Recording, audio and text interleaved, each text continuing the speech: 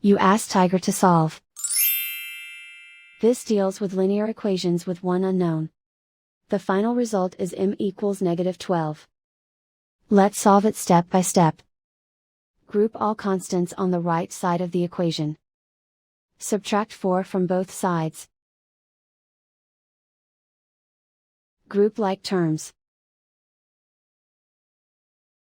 Simplify the arithmetic.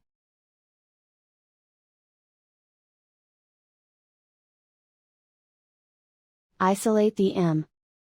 Multiply both sides by inverse fraction 2 over -1. Group like terms. Multiply the coefficients. Simplify the arithmetic.